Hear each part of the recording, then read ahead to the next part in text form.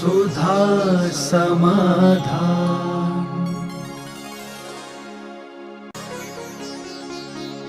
नमस्ते गुरुदेव, विद्याधर क्या होते हैं? विद्याधर जो हैं वे शाश्वत होते हैं, वो कभी भी अभाव को प्राप्त नहीं होते। एक विद्याधर समाधि को प्राप्त हो जाए, केवल ज्ञान को प्राप्त हो जाए, मरण को प्राप्त हो जाए, दूसरे विद्याधर हो जाते। विद्याधर श्रेणियाँ आज भी हैं। रावण अपने यहाँ के 63 सलाका पुरुषों में रावण का ही नाम मिलता है कि वो विद्याधर थे, और किसी चक्रवर्ती में कोई विद्याधर हुए नहीं, अर्धचक्रियों में भी कोई दूसरे विद्याधर हुए नहीं, बलभद्रों में भी कोई विद्याधर नहीं हुए, मात्र रावण का ही विद्याधर था, ऐसा मिलता है उल्लेख, बस एक ही का मिलता है। नमस्ते गुरुदेव, बीड़ी पीने वाले, पान और गुटखा खाने वाले भी आपके अनन्य भक्त हैं। भला आपके ये कैसे भक्त? अनन्य भक्त वो हैं, मैं उनको अनन्य भक्त मानूं तब बात बनेगी। चोर भी भगवान के जाकर के अनन्य भक्ति करता है, चोर भी भगवान को अनन्य भक्ति करता है। भगवान, हम आपका भक्त हैं, हम चोरी करने जा रहे हैं, सफलता मिले। और वो चोरी करने में सफल हो जाता है तो क्या कहता है, अरे मैंने पारसनाथ का आशीर्वाद लेके आया था, उनके आशीर्वाद से सफल हुआ हूँ। तो क्या उसे अनन्य भक्त मान लिया जाए? वो पक्का कह रहा है, मैं जो चोरी में सफल हुआ हूँ ये पारसनाथ भगवान की बदौलत है, मैं उनका अनन्य भक्त हूँ। तो क्या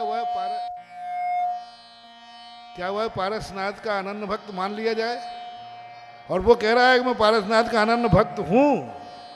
तो ऐसे मानने से अनन्य भक्त नहीं हो जाते हैं। कोई सामने वाला साधु की जयकार बोल रहा है, साधु पर श्रद्धा कर रहा है, वो चोर कहता है कि मैंने अनन्य श्रद्धा है और मेरे बहुत विश्वास है, और चोरी में सफल हो रहा है और कह रहा है कि मैं तो भगवान का भक्त हूँ, अनन्य भक्त। तो वो भक्त नहीं बन जाता है, गुणों से भक्त बनता है। जो मुनि महाराज या भगवान जिन गुणों का धारण करते, जिनका उपदेश देते हैं, उनका जो पालन करता है वो ही अनन्य भक्त माना जाता है। शराब पीने वाला, गुटखा खाने वाला, ये अनन्य भक्तों में नहीं आते हैं। ये उन्हीं चोर के समान अनन्य भक्त हैं जो जुआ का पास है। जय शांतिनाथ भगवान। महाराज श्री ये माना चाहिए, क्योंकि जब भी कोई व्यक्ति महाराज श्री आचरण में विपरीत हो, उसे किसी भी भगवान का, मंदिर का अनन्य भक्त नहीं कह सकते हैं, क्योंकि उसका स्वार्थ है। स्वार्थ तो भक्ति बनती है गुणों से। कह दिया ना, जो आचरण हम उपदेश देते हैं, उन उपदेशों को जो पालन करता है भक्त है। वैसे भक्तों की तरफ से तो हमारे हजारों भक्त हैं, पर हमारी तरफ से रजिस्टर्ड नहीं है वो। नमस्ते गुरुदेव, आजकल जैन कॉलेजों में मैनेजमेंट के लोगों में राजनीति और आपसी फूट रहती है, इसको कैसे समाप्त करें? देखें, हमारे यहाँ एक युग था जिस समय सरकार के पास शिक्षा के साधन नहीं थे, और शिक्षा थी तो बड़ी विपरीत थी। बहुत कम स्कूल हुआ करते थे। एक स्कूल पढ़ने के लिए किलोमीटरों से चल के जाना पड़ता था, बरसात में सब में जाना पड़ता था। उस समय जब सारी जातियों के पास बहुत स्कूल, सड़कें थी नहीं, कच्चे रास्ते थे, नदी नाले थे, 2-2, 5-5 किलोमीटर से बच्चे पढ़ने आते थे सरकारी स्कूलों में। उस समय जैन समाज ने एक बहुत बड़ा काम किया, बहुत बड़ा काम किया कि जैन समाज ने जगह जगह स्कूल खोलने के लिए तैयार हुए। जो सरकार के सहयोग में, क्योंकि सरकारी स्कूल तो बहुत मुश्किल थे, पर जैनियों ने आकर के जगह जगह स्कूल खोले। और यहाँ उत्तर प्रदेश में तो बहुत सारे स्कूल हमने देखे। ललितपुर में वर्णी कॉलेज, शांति निकेतन, यहाँ पर गदियाना के अंदर एक स्कूल खुला है वर्णी जी के द्वारा। तो बहुत बड़ा ये सहयोग था। चूक कहाँ हो गई अपनी कि उस समय सरकारी जो अपन को योगदान मिला, अपन ने सरकार से कहा कि हम बिल्डिंग बनाएंगे, हम जमीन देंगे, लेकिन आप हमारे लिए सहयोग करो। तो सरकार ने कहा ठीक है तुम करो, मैं तुम्हें टीचर दूंगा, वेतन दूंगा। और इस लोभ में आकर के अपन ने सरकार से साझेदारी कर ली। अब सरकार की नीतियां तो समय समय पर बदलती रहती है। उसका परिणाम ये निकला कि अब धीरे धीरे वो नीतियों से हम बड़े प्रभावित होने लगे। थोड़ी थोड़ी सी हमारे बीच में कोई गलती आए, तुरंत सरकार रिसीवर बैठाल देती है, कमिश्नर बैठाल देती है। हमारी ज़मीन को हम कुछ उपयोग में नहीं कर सकते, हम अपने रूप में कहे, तो ये सब बाधाएं आज आने लगी। अब इसका एक ही उपाय है कि जहाँ के कॉलेजों की समितियाँ पूरी संगठित हैं और एक योग्यता के साथ रहती है, वे स्कूल तो बच जाएंगे। तुम में थोड़ा सा भी विवाद हुआ तो तुरंत वो रिसीवर बैठाल देते। थोड़ा सा अपन ने कानून के थोड़ा सा इधर उधर हुए कि वे तुरंत हस्तक्षेप करने लगे। तो सभी लोगों से मेरा कहना है, देखो बरनी कॉलेज अपना ललितपुर का रिसीवर बैठा हुआ आपसी फूट के कारण, ये चुनाव कराएगा, ये चुनाव नहीं कराएगा, इसने ये बन गया, आपसी फूट के कारण से रिसीवर बैठ गए। निकेतन, शांति निकेतन जो यहाँ का कॉलेज है, वो अभी भी दिगंबर जैन समाज के मैनेजमेंट में पूर्णता है। लेकिन आप लोगों की विद्वेष भावना एक दूसरे के प्रति, असहयोग की भावना एक दूसरे के प्रति जो बनी हुई है, उस कारण से हमें बहुत खतरा दिखता है कहीं यहाँ का कॉलेज, महरौनी का कॉलेज किसी दिन रिसीवर आदि के कब्जे में न चला जाए। पिछली बार भी मैंने समाज को बहुत कुछ सजेशन दिया था, लेकिन समाज से जब पूछो तो एक ही जवाब देते हैं, वो तो महाराज सुनील की बपोती है, उन्होंने अपने सदस्य बना लिए, अपने घर के, अपने परिवार के, हम समाज का उसमें कोई हस्तक्षेप नहीं, हम लोग कुछ नहीं कर सकते, कुछ भी नहीं कर सकते। पर मैंने सुनील बाबू से मीटिंग की पिछली बार, मैंने कही भाई समाज की संपत्ति है, क्यों इस पर व्यक्तिगत कब्जा किए हो, क्यों इस पर का समाज की भावना को ध्यान नहीं रखते। सुनील बाबू बहुत उदारता से कहा, बोले महाराज जी मैं कब्जा नहीं किए हूँ, ये कहो कि मैं अभी तक खींच खांच के चला रहा हूँ। और वस्तुतः मैंने देखा कि उस कॉलेज में जितनी समस्याएं हैं, जितनी परेशानियां हैं आज के कारण से, उसमें सुनील बाबू ने पूरा जी जान लगा करके और बरनी कॉलेज शांति निकेतन को आज तक सुरक्षित किया है। घर जैसा माना है, जैसे घर की कोई फैक्ट्री चलाता है, वैसे ही सुनील बाबू ने शांति निकेतन को आज तक चलाया और आज तक उन्होंने सुरक्षित किया। लेकिन फिर भी एक व्यक्ति कहाँ तक क्या करेगा, तो उसके लिए अभी पिछली बार भी मीटिंग हुई थी आपकी समाज की, उसमें भी उन्होंने कह दिया था कि हम अपनी तरफ से जो भी समाज के मन में भ्रम है, उस भ्रम को मैं तोड़ता हूँ। पिछली बार भी मैंने कहा था, तो आप समाज से कहा था, सुनील बाबू तो मेरी बात मान जाएंगे, वो मान रहे हैं, लेकिन महरौनी समाज मानेगी कि नहीं मानेगी इसमें थोड़ा संदेह है। यदि आप मान जाओ तो फिर मैं कुछ कहूँ। कारण इसका ये है, उनके ऊपर जो आपके लांछन थे, जो आपका कहना था, उन्होंने पूर्णतः मेरे प्रति समर्पित कर दिया कि हमारे लिए तो गुरु आदेश और समाज का आदेश सर्वधार्य है। यदि आप कह दें कि आज के बाद तुम बरनी निकेतन कॉलेज में कदम नहीं रखोगे, महरौनी तक में भी नहीं आओगे, तो मैं आज से ही यहाँ आने का त्याग कर दूंगा। मुझे कोई विकल्प नहीं है, बस इतने दिनों से संस्था को संभाला है, तो आगे भी ये चलती, और तुम्हें दे दिया जाए कि भाई ये कैलेंडर बनाओ, तो नहीं बनती।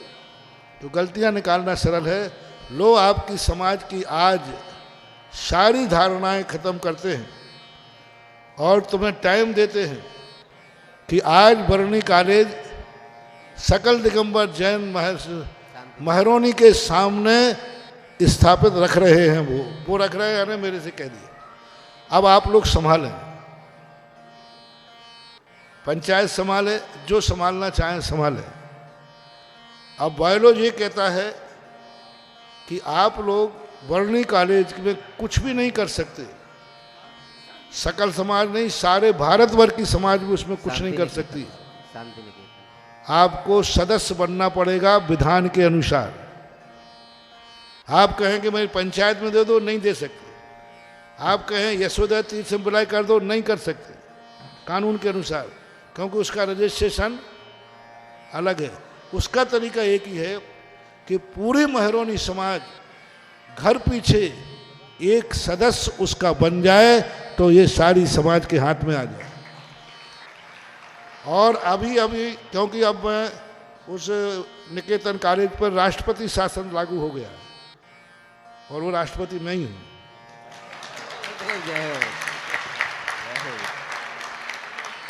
अभी सब कुछ उन्होंने मेरे, अब मैं तुम्हारे लिए प्रत्येक व्यक्ति के लिए वहाँ की सदस्यता की राशि क्या है? 51,000 रुपया आपको ट्रस्टी बनने की राशि 10 साल पहले निश्चित की थी। अभी तक जितने सदस्य उनके हैं वे सब 51,000 रुपया जमा करा चुके हैं, सब करा चुके हैं। अब आगे जिनको बनना है वो उसको सुविधा ये दी जा सकती है कि वे 51,000 रुपया 3 किस्तों में दे दें, नहीं 3 का, वहाँ ज़्यादा नहीं चलेगा, ये धर्म का खाता नहीं है। हालांकि है तो वहाँ नगद का ही, लेकिन अपन साधारण सभा में पास करके संशोधन कर 3, एक तो पहली किस्त उसको 3 भागों माने 17 थी, पहली किस्त देते ही वह सदस्यता चालू हो जाएगी, वोट देने का अधिकार उसको मिल जाएगा। दूसरी किस्त उसको अगली साल और तीसरी किस्त उसको देना पड़ेगी। और जो एक साथ देंगे वो तो और अच्छा है, जो एक साथ देवेंगे नहीं हमारा तो आज ही जमा कर लीजिए, कल किसने देखा है, श्रेष्ठ तो वही होगा। तो अब आज से 30 तारीख तक आपको सदस्य बनने के लिए मैं छूट दे रहा हूं। और जितने सदस्य आ जाएंगे यहाँ माइक से घोषणा की जाएगी और आप 100, 200, 250 जितने सदस्य बनना हो बनाओ। और जितने सदस्य बनोगे उतना ही ज़्यादा तुम्हारा कॉलेज सुरक्षित रहेगा। क्योंकि एक बहुत बड़ी लंबी बॉडी देखकर सरकार भी सोचती है कि भाई 200 ट्रस्टी है, इसके कोई एक आध थोड़ी है। तो आज आप लोगों के लिए आगाज मिल गया है। आप प्रतिदिन आप लोग सदस्यों की लिस्ट बनाएं और घोषणा कराएं कि कितने सदस्य। 30 तारीख के बाद जो लिस्ट आएगी उसके बाद हम कोई आगे का निर्णय सुनाएंगे। आगे क्या करना है वो बताएंगे। अब कोई फिर बाद में मत कहना, बाद में कोई आरोप लगाए कि ये है वो है। यदि है तो है, एक घर के 10 सदस्य बने तो 10 बनो, ऐसा नहीं है घर का एक ही व्यक्ति बने। अभी तुम कह रहे थे ना कि भाई महाराज जी 18 वोट है तो सुनील के घर के ही हैं, तो लो तुम अपने घर के 20 सदस्य बना लो, लो आओ।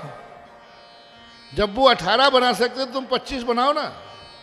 अपने को बनाओ, अपने ब्याई जी को बनाओ, अपने कुंवर साहब को बनाओ, अपने बेटे को बनाओ, अपने पोते को बनाओ, और जो गोदी में है उसको बनाओ, जो पेट में है उसको भी बनाओ।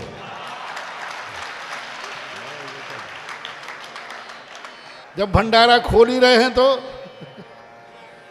अब ठीक है, वो वोट देने का अधिकार 18 साल की साल के बाद होगा, लेकिन ट्रस्टी तो बन सकता है। इसलिए आप लोगों के लिए आज अब 5 लोग तैयार हो जाओ जो इस कार्य को करें। सदस्यता अभियान बहुत वर्षों में आज खुला ऑफर मिल रहा है और आपकी सुविधा के अनुसार मिल रहा है। कोई 17 हज़ार आज के समय में कोई मायना नहीं रखता है। तो 5 सदस्य ऐसे बन जाएं जो कि एक तो पंचायत अध्यक्ष आ जाए, एक यहाँ के यशोदा के राजा अध्यक्ष आ जाए, और 2-3 लोग और ले लो। तुम्हारा हो? हाँ भैया, तो पहले तो तुझे ही बनना पड़ेगा, बाद में दूसरे को बना पाएगा। नमोस्तु गुरुदेव। रात में घंटा क्यों नहीं बजाया जाता और द्रव्य क्यों नहीं चढ़ाए जाते? घंटा बजाने से, मंगल रूप होने से कोई भी मांगलिक वस्तु का उपयोग रात्रि में नहीं करना चाहिए। परिक्रमा आदि छोटी होती हैं, अंधेरा आदि होता है, जीव जंतु होते हैं।